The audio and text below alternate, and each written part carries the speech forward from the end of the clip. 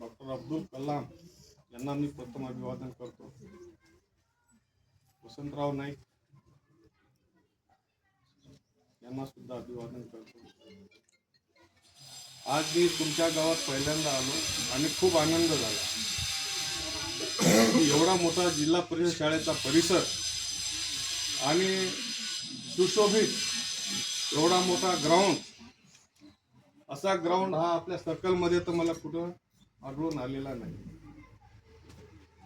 आज जे या गावातल्या मंडळींनी, जिल्हा परिषद सर्कलचे सदस्य अशोकरावजी, माननीय सरपंच, पोलीस पाटील, तसेच गावातील सन्माननीय सदस्यांनी, गावकरी लोकांनी जे या कामासाठी प्रतिसाद दिला, त्यांचं कौतुक करावं हे कमी.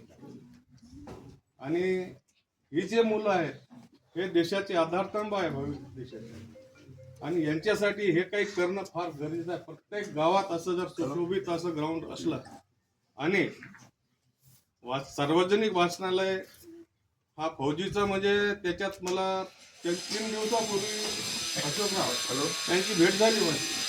मला आनंद झाला या फौजीचा की तुम्ही एक देशाचे रक्षक एका सीमेवर लढताय आणि गावात सुद्धा तुमची लढाई सुरू आहे. कशासाठी? या विद्यार्थ्यांसाठी. फौजीचं मी अभिनंदन करतो आणि असंच तुम्ही तुमचं जिथपर्यंत तुमचं हे चालू राहील हे शेवटपर्यंत तुम्ही कार्य करा. कारण काही चांगल्या कामात एवढा आनंद वाटतो की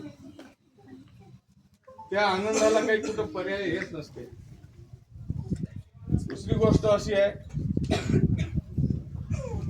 या शाळेचे शिक्षक स्टाफ आणि या विद्यार्थ्यांची शिस्त, डिसिप्लिन एकदम चांगली दिसून आहे. शिक्षकांचं पण अभिनंदन करतो मी की तुमच्या छोट्याशा गावात आणि एवढे शिस्तप्रिय विद्यार्थी घडवलेले आहेत.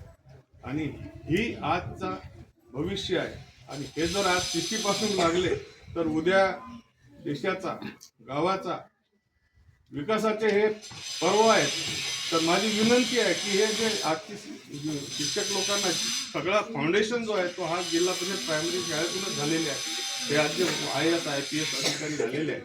मी सुद्धा जिल्हा परिषद शाळेतून भरती झालो, हे शिकलो आणि शिपाई म्हणून भरती झालो होतो आणि आधी पोलीस अधिकारी म्हणून रिटायर झालेलो. मी जिल्हा परिषद शाळेचंच माझं शिक्षण झाले. आणि गावकऱ्यांना माझी एक विनंती आहे,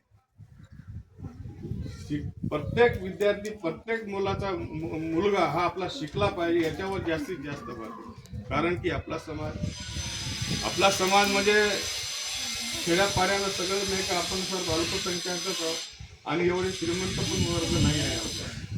आणि आपण शर्यत कशाची करावी? आज तो एक एवढा मोठा 2 एकर यांनी शेती घेतली तर त्या तुम्ही उत्पन्नाची शर्यत करा. आज याचा पोरगा IAS IPS झाला, आपल्या मुलाला आपण घडवू अशी शर्यत करा, तेव्हा तुमच्या गावाची किंवा देशाची याची प्रगती होईल.